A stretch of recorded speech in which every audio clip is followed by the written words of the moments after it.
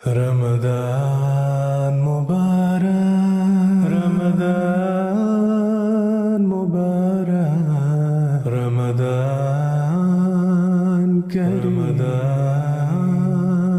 کریم اعوذ باللہ من الشیطان الرجیم بسم اللہ الرحمن الرحیم۔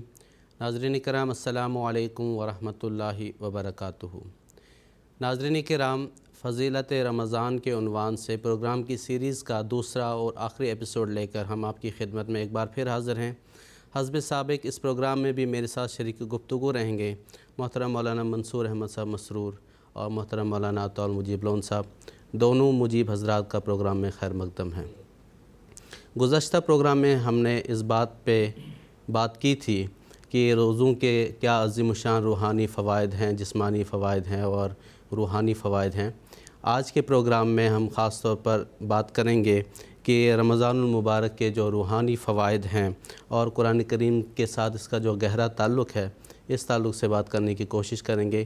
تو گفتگو کا آغاز کرتے ہوئے سب سے پہلے میں محترم مولانا منصور احمد صاحب مسرور سے یہ پوچھنا چاہوں گا کہ ماہ رمضان المبارک قبولیت دعا کا ایک خاص مہینہ ہے، اس امر کی وضاحت فرما دیں۔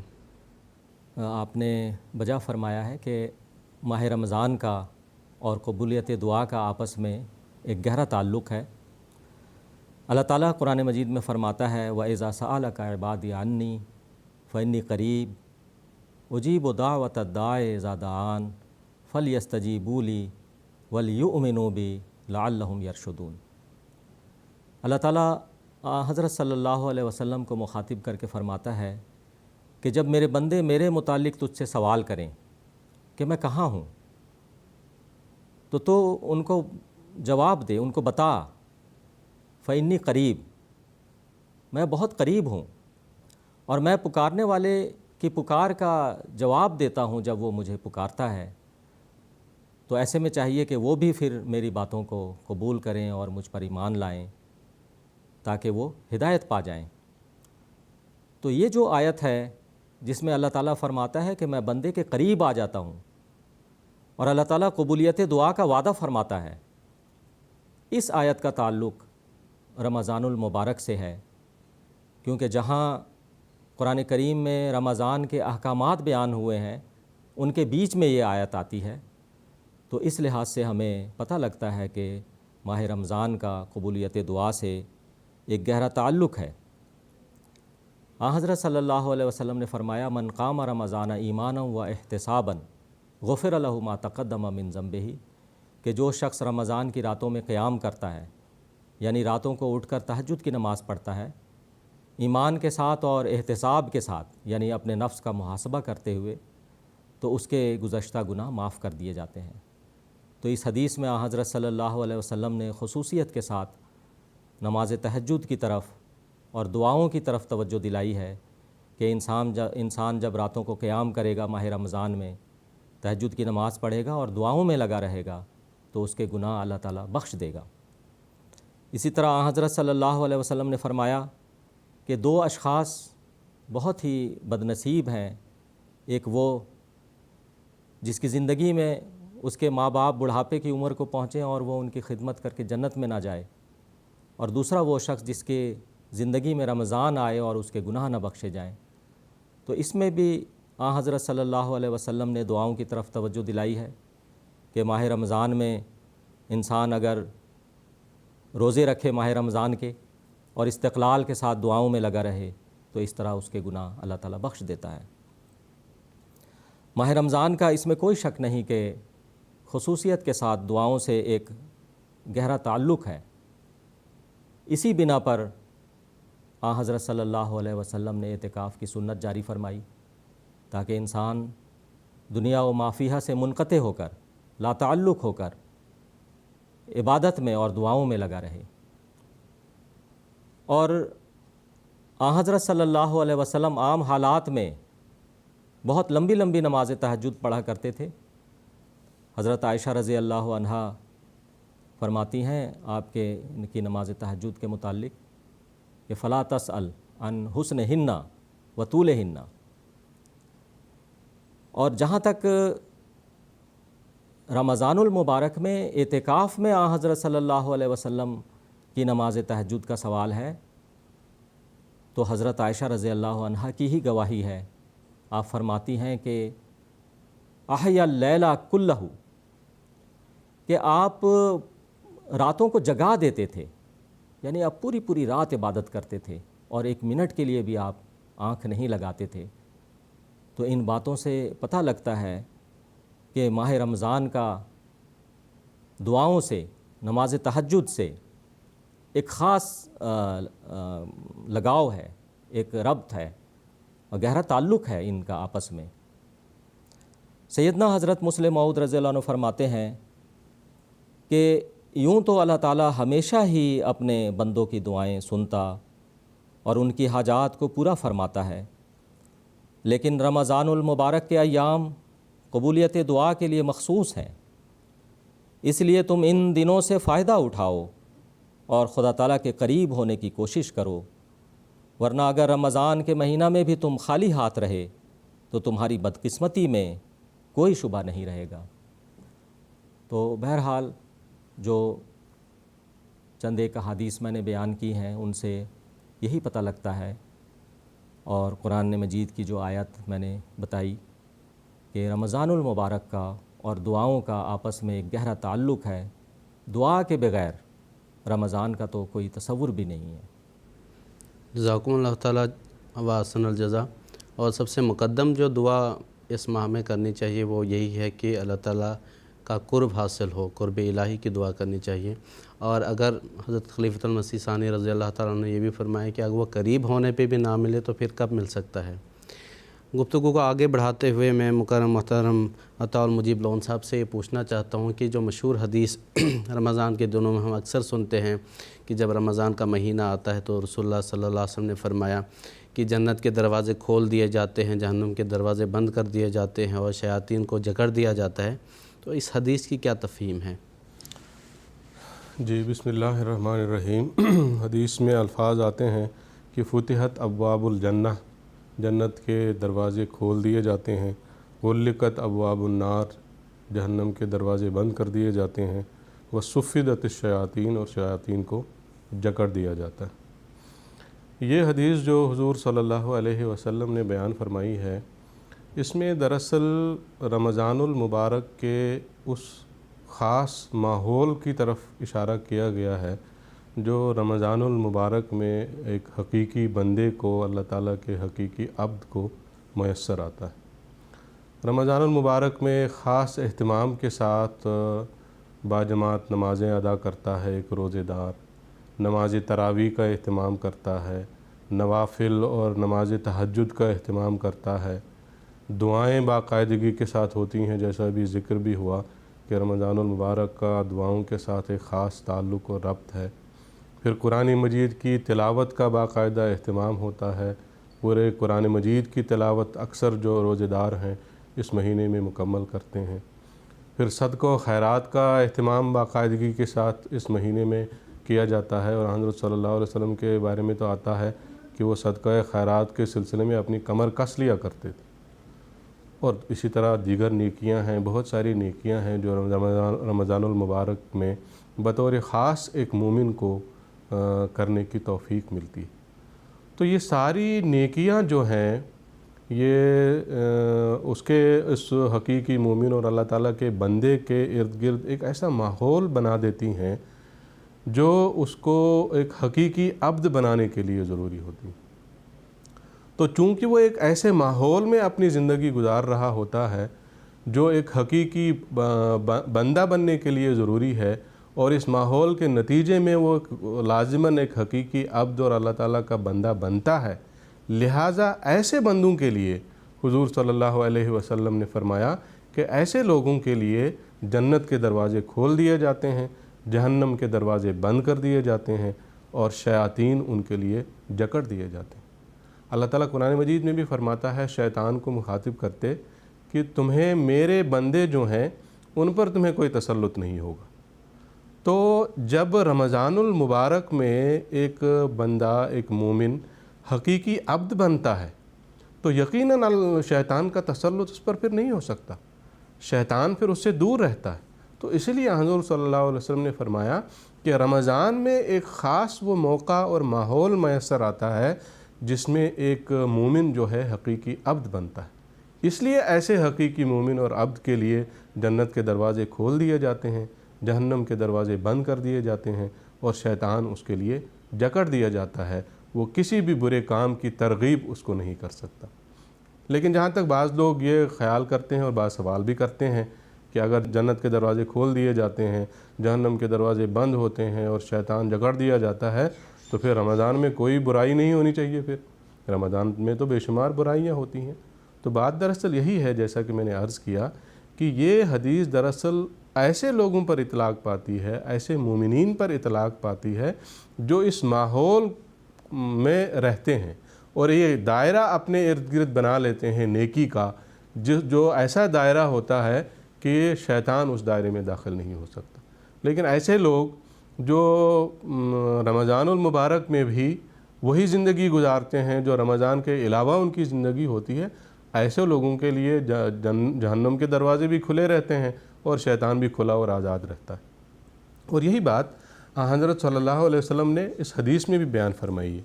चनांचे हुज़ूर सल्लल्लाहु अलैहि वसल्लम फरमाते हैं कि ये हज़रत अनस बिन मालिक रज़ियल्लाहु अन्हुमा से रिवायत है, फरमाते हैं कि मैंने हुज़ूर सल्लल्लाहु अलैहि वसल्लम से सुना, आप फरमा रहे थे रमज़ान आ गया है, इसमें जन्नत के दरवाज़े खोल दिए जाते हैं और जहन्नम के दरवाज़े मुकफ़्फ़ल कर दिए जाते हैं और शयातीन को इसमें ज़ंजीरों से जकड़ दिया जाता है।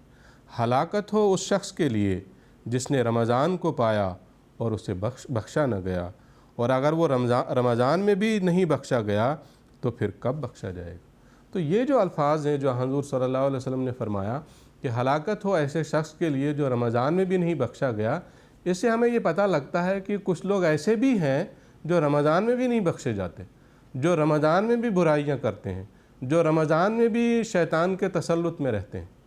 तो अगर वो अपने आप को उस माहौल में ढालेंगे तो फिर उनके लिए शैतान जकड़ा हुआ होगा, वरना शैतान उनके लिए जकड़ा हुआ नहीं होगा। हज़रत खलीफतुल मसीह ख़ामिस अय्यदुल्लाह ताला बिन नसीरुल अज़ीज़ ने भी इसकी वजाहत बयान फरमाते हुए खुतबा जुमा मुअर्रखा 7 अक्टूबर 2005 ईस्वी में फ़रमाया, इसी हदीस के हवाले से फ़रमाते हैं, बस इस हदीस से मज़ीद बात खुलती है कि बख्शे जाने के लिए सिर्फ़ रमज़ान का आना ज़रूरी नहीं है और रमज़ान की मुबारकबादें देना काफ़ी नहीं है जब तक इसमें रोज़े इस कोशिश के साथ न रखे जाएंगे कि तकवा की राहों को इख्तियार करना है, उन तब्दीलियों को मुस्तकिल अपनी ज़िंदगियों का हिस्सा बनाना है। सिर्फ़ एक साल या एक महीना के अमल से तो नहीं बख्शे जाएंगे, ये मुसलसल अमल है। बावजूद इसके कि ज़िक्र है, हुज़ूर फरमाते हैं, बावजूद इसके कि ज़िक्र है कि जहन्नम के दरवाज़े मुकफ़्फ़ल कर दिए जाते हैं, लेकिन फिर भी आगे ये बताया कि इसके बावजूद ज़रूरी नहीं कि सारे बख्शे जाएं, इसके लिए अमल करने होंगे। बस इस तरीक़ से हमें अपने रोज़ों को संवारना चाहिए ताकि ये नेकियां और अल्लाह ताला की बख्शिश हमारी ज़िंदगियों का हिस्सा बन जाए। ये है वो दरअसल वो बात जो असल इस हदीस में मुज़मिर है। फिर एक और हदीस में ये अल्फाज भी आते हैं कि शैतान जकड़ दिया जाता है और अल्लाह ताला निचले आसमान में आता है। अभी जो बात हुई इज़ा सालक इबादी अन्नी फ़इन्नी क़रीब वाली, तो ये दरअसल यही मफ़हूम है कि रमज़ानुल मुबारक में अल्लाह ताला बंदों के करीब आ जाता है। ये जो इज़ा सालक इबादी अन्नी फ़इन्नी क़रीब वाली आयत है, ये रमज़ान के रोज़ों के हवाले से ही कुरान मजीद में आई है, नाजिल हुई है। तो इससे हमें ये पता लगता है कि रमज़ानुल मुबारक का महीना एक ऐसा महीना है जिसमें अल्लाह ताला बंदों के करीब आ जाता है। और यही बात हदीस में भी बयान फरमाई गई कि अल्लाह ताला निचले आसमान पर आ जाता है, गोया वो बंदों के करीब हो जाता है। तो जब अल्लाह ताला बंदों के करीब हो जाता है तो उसकी शराइत हैं, करीब होने के लिए शराइत हैं, जो इसी आयत में अल्लाह ताला ने बयान फरमाई, फल यस्तजीबू ली वल युमिनू बी। तो ये शराइत जो पूरा करेगा वही फिर अल्लाह ताला का कुर्ब हासिल करेगा, और जो अल्लाह ताला का कुर्ब हासिल करेगा उसी के लिए फिर जन्नत के दरवाज़े खोल दिए जाएंगे और उसी के लिए फिर जहन्नम के दरवाज़े बंद होंगे और शैतान उसके लिए जकड़ा जाएगा। इस हवाले से थोड़ी सी वजाहत हज़रत खलीफतुल मसीह ख़ामिस अय्यदुल्लाह ताला बिन नसीरुल अज़ीज़ ने अपनी खुतबा जुमा मुअर्रखा 17 जून 2016 ईस्वी में फ़रमाई है, वो पेश करके अपनी बात को ख़त्म करता हूँ। हुज़ूर फरमाते हैं, लेकिन किन के करीब आता है? یعنی اللہ تعالیٰ کن کے قریب آتا ہے؟ ان کے جو اللہ تعالیٰ کے قرب کو محسوس کرتے ہیں یا کرنا چاہتے ہیں اور اس کے لیے اللہ تعالیٰ کی بات مانتے ہیں، اللہ تعالیٰ کے حکم فل یستجیبوا لی پر عمل کرنے کی کوشش کرتے ہیں، اللہ تعالیٰ کے احکامات کا پتہ لگاتے ہیں اور ان پر عمل کرنے کے لیے لبیک کہتے ہیں، اس بات پر یقین اور ایمان رکھتے ہیں کہ خدا تعالیٰ سب طاقتوں والا ہے، اگر میں اس کے احکامات پر عمل کرتے ہوئے اس کے لیے خالص ہوتے ہوئے اس سے مانگوں گا تو وہ میری دعائیں سنے گا۔ بس اللہ تعالیٰ بے شک اپنے بندوں کے سوال کے جواب میں یہ کہتا ہے کہ میں قریب ہوں، میں اپنے بندے کی دعاؤں کو سنتا ہوں اور اس مہینہ میں خاص طور پر تمہارے قریب آ گیا ہوں، مجھے پکارو، لیکن اپنی دعاؤں کی قبولیت کے لیے مجھے پکارنے سے پہلے یہ شرط ہے کہ میری سنو، میرے احکامات پر عمل کرو اور میری تمام طاقتوں پر کامل یقین اور ایمان رکھو۔ ان شرائط پر تمہیں عمل کرنا ہوگا۔ بس وہ لوگ جو کہتے ہیں کہ ہم دعا کرتے ہیں دعائیں قبول نہیں ہوتیں، وہ اپنے جائزے بھی لیتے ہیں کہ انہوں نے کہاں تک خدا تعالیٰ کے احکامات پر عمل کیا ہے۔ اگر ہمارے عمل نہیں، ہمارا ایمان صرف رسمی ہے، تو پھر ہمارا یہ کہنا غلط ہے کہ ہم نے اللہ تعالیٰ کو پکارا لیکن ہماری دعائیں قبول نہیں ہوئیں۔ حضرت مسیح موعود علیہ السلام نے اس بات کو بیان کرتے ہوئے کہ خدا تعالیٰ نے کیا شرائط رکھی ہیں فرمایا کہ پہلی بات اللہ تعالیٰ نے یہ بیان فرمائی ہے کہ لوگ ایسی حالت تقویٰ اور خدا ترسی کی پیدا کریں کہ میں ان کی آواز سنوں۔ تو یہ دراصل وہ بنیادی بات ہے، جن کے اندر یہ تقویٰ اور خدا ترسی والی بات پیدا ہو جاتی ہے، انہی کے قریب پھر اللہ تعالیٰ ہو جاتا ہے اور انہی سے دور شیطان ہو جاتا ہے۔ جزاکم اللہ تعالیٰ احسن الجزا۔ محاصل اس کلام کا یہ ہے کہ جو اللہ تعالیٰ نے شرائط عائد کی ہیں، ایمان، احتساب اور اللہ تعالیٰ پہ ایمان، کامل ایمان اور ان کے احکامات کی پیروی، اور جو اپنے آپ کو رمضان میں وارد کرے گا، جس کی زندگی میں رمضان داخل ہوگا، وہ ان شیاطین کے جو حملوں سے ان سے بچا رہے گا۔ اور جیسا کہ آپ نے اس آیت کا ترجمہ بھی بیان فرما دیا کہ ان عبادی لیس لک علیہم سلطان، جو اللہ تعالیٰ کے نیک بندے ہیں ان پر تو شیطان کا تسلط و غلبہ ہوگا ہی نہیں۔ شیطان کا جو نزول ہوتا ہے وہ اللہ تعالیٰ قرآن کریم میں فرماتا ہے، میں آپ کو بتاتا ہوں کن پہ شیاطین کا نزول ہوتا ہے۔ تنزل علی کل افاک نسیم، جو جھوٹے ہوتے ہیں، جو جھوٹ بولنا نہیں چھوڑتے، جیسے کہ حدیث میں آیا ہے کہ جو جھوٹ بولنا نہیں چھوڑتا تب اس کے ایک روزہ رکھنے یا بھوکا پیاسا رہنے کا کوئی فائدہ نہیں ہے۔ تو تنزل علی کل افاک نسیم، جو جھوٹ بولتے ہیں وہ جو گنہگار ہے ان پہ شیاطین کا نزول ہوتا ہے۔ گفتگو کو آگے بڑھاتے ہوئے، جیسا کہ شروع میں ہم نے کہا تھا کہ اس بات پہ بات ہو چکی ہے کہ رمضان کا دعاؤں کے ساتھ ایک گہرا تعلق ہے اور رمضان المبارک کا قرآن کریم کے ساتھ بھی ایک گہرا تعلق ہے، تو اس کی وضاحت فرما دے محترم مولانا منصور احمد صاحب مسرور۔ جی بے شک قرآن کریم کا رمضان سے اور رمضان کا قرآن کریم سے ایک گہرا تعلق ہے، اور یہ بات اللہ تعالیٰ نے خود قرآن کریم میں ہمیں بتا دی ہے۔ اللہ تعالیٰ فرماتا ہے شہر رمضان الذی انزل فیہ القرآن۔ انزل فیہ القرآن کے 3 معنی سیدنا حضرت مسلم موعود رضی اللہ عنہ نے بیان فرمائے ہیں۔ پہلا مطلب یہ ہے کہ رمضان کا مہینہ اس قدر اہمیت کا حامل مہینہ ہے کہ اس کے بارے میں باقاعدہ قرآن کریم میں احکامات نازل کیے گئے۔ اور دوسرا مطلب انزل فیہ القرآن کا یہ ہے کہ قرآن مجید کی ابتدا، قرآن مجید کے نزول کی ابتدا رمضان المبارک میں ہوئی۔ اور اس کا تیسرا مطلب یہ ہے کہ پورا کا پورا قرآن رمضان میں نازل کیا گیا، رمضان میں اتارا گیا۔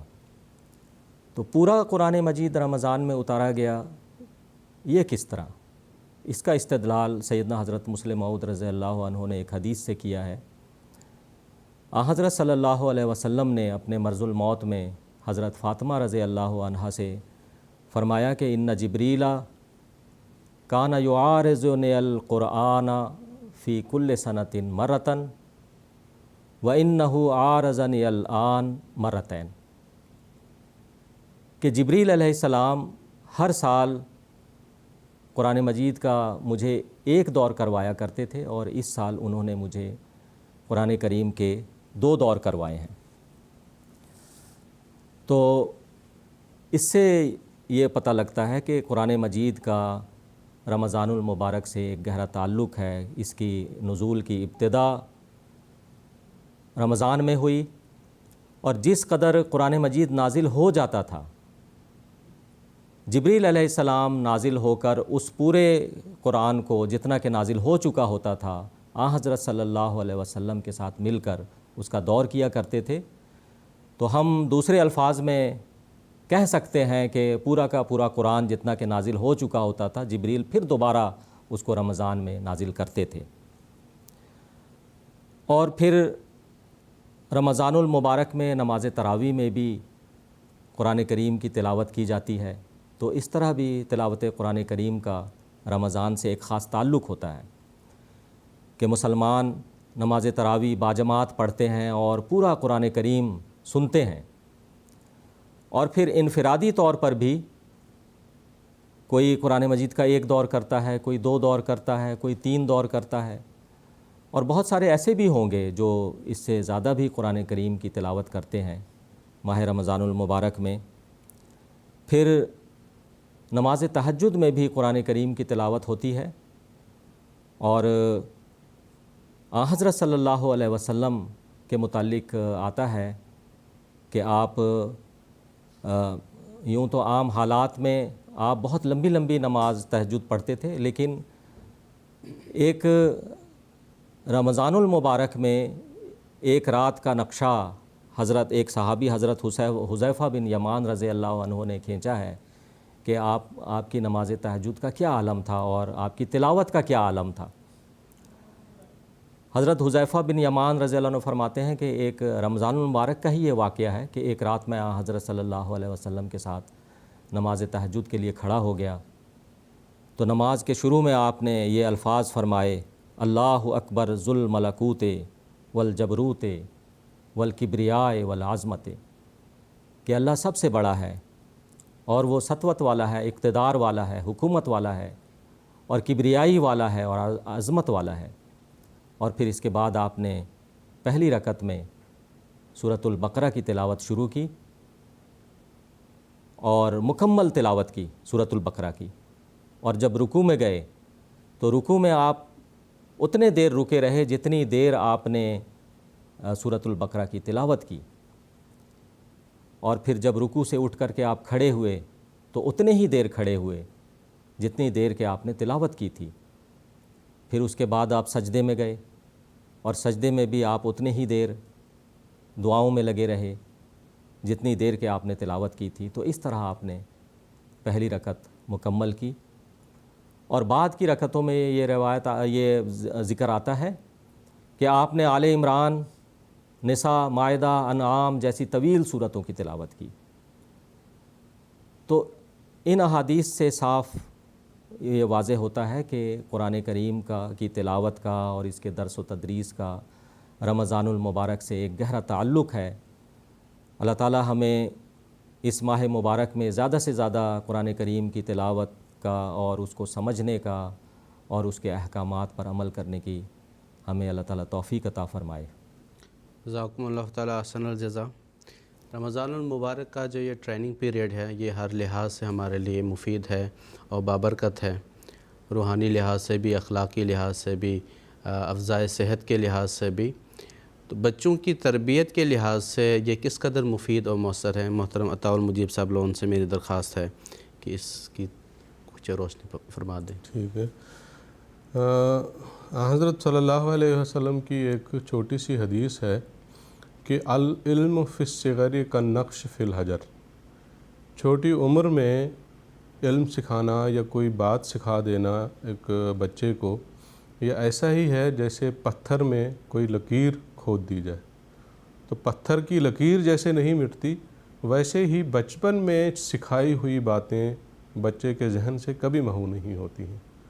تو اس لحاظ سے اس حدیث کا یہ مفہوم ہے کہ بچپن میں ہی ایک بچے کو اچھی باتیں سکھا دینی چاہیے۔ اور رمضان المبارک ایک ایسا مہینہ ہے، جیسے کہ آپ نے سوال میں ذکر کیا، کہ ایک ٹریننگ پیریڈ ہوتا ہے جہاں بڑوں کے لیے یہ ایک ٹریننگ پیریڈ ہے اور ان کی روحانی اور اخلاقی طور پر ان کی تربیت ہو رہی ہوتی ہے، وہاں ہمیں بچوں کی بھی تربیت کا خیال رکھنا چاہیے۔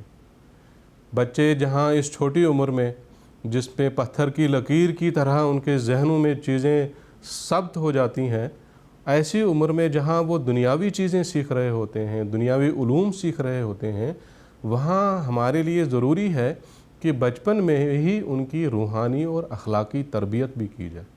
اور رمضان المبارک کا مہینہ ایسا بابرکت مہینہ ہے، ایسا ماحول اس میں میسر آتا ہے کہ بچے بھی کئی چیزیں اس میں سیکھ رہے ہوتے ہیں اور سیکھ سکتے ہیں۔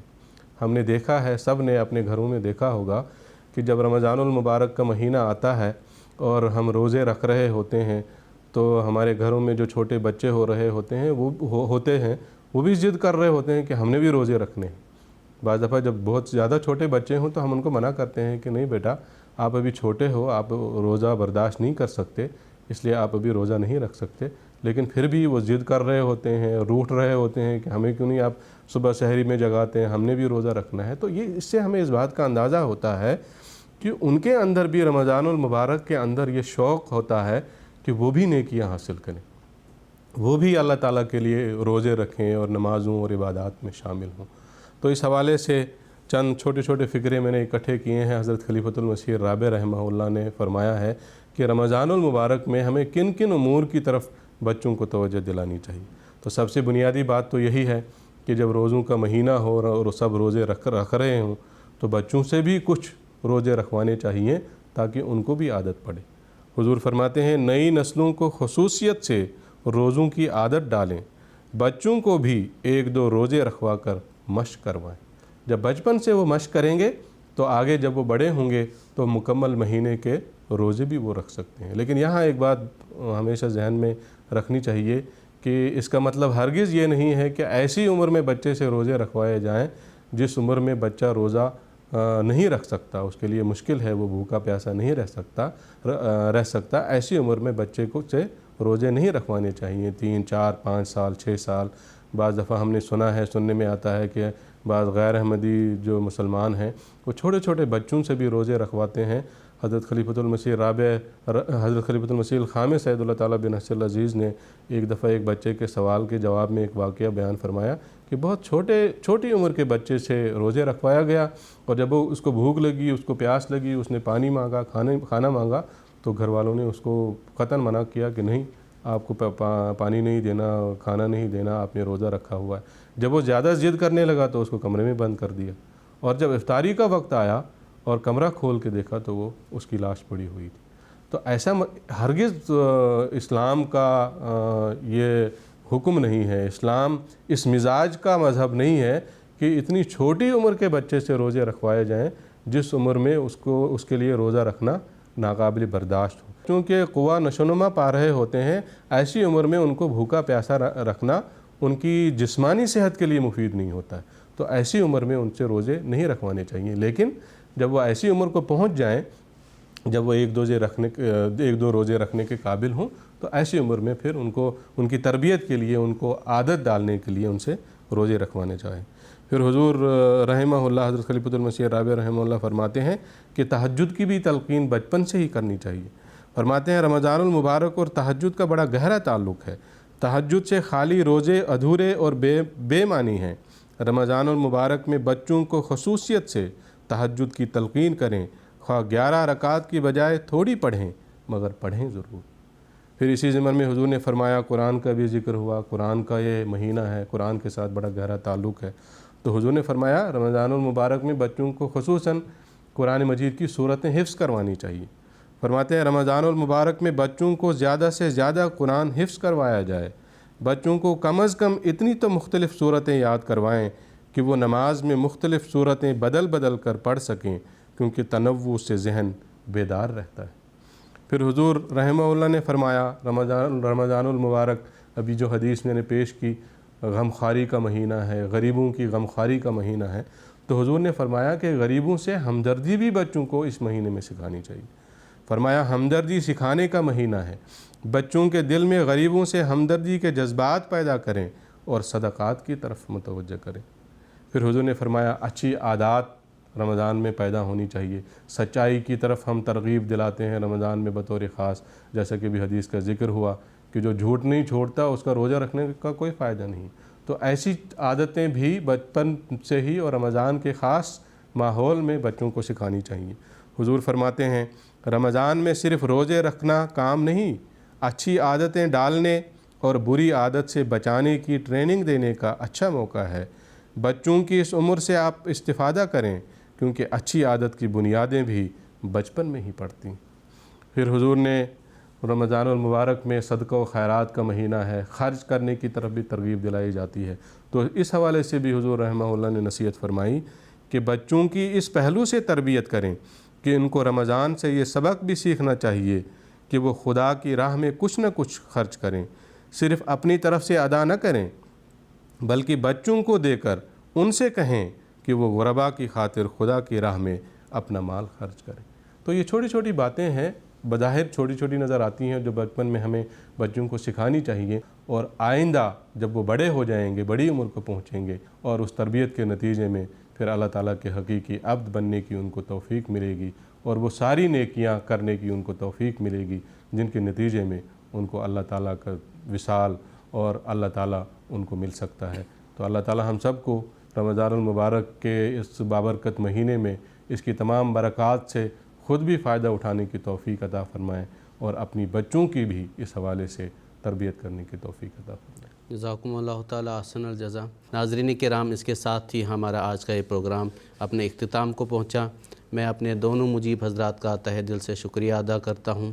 آخر میں اختتام سے پہلے حضرت خلیفۃ المسیح الخامس ایدہ اللہ تعالیٰ بنصر العزیز کا ایک اقتباس پیش کر کے اس پروگرام کو ختم کرتے ہیں۔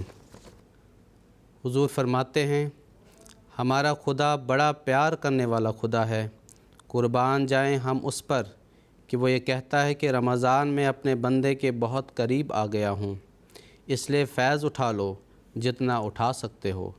تقویٰ کے حصول کے لیے میرے بتائے ہوئے طریق پر چلنے کی کوشش کرو تاکہ تم اپنی دنیا و عاقبت سنوارنے والے بن سکو۔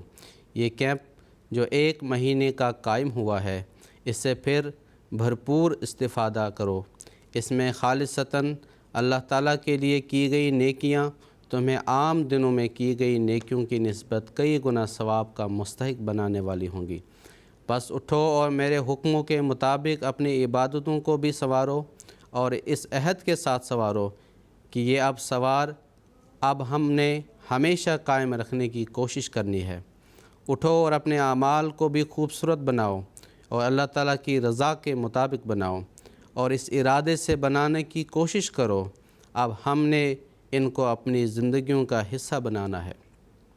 اٹھو اور دین کو دنیا پر مقدم رکھنے کا جو عہد کیا ہے، اس کا حقیقی ادراک اس مہینے میں حاصل کرنے کی کوشش کرو، اور اس سوچ کے ساتھ کرو کہ اب یہی ہماری زندگی کا مقصد ہے۔ اللہ تعالیٰ ہم سب کو اس مقصد کو پورا کرنے کی توفیق عطا فرمائے۔ آمین برحمتک یا ارحم الراحمین۔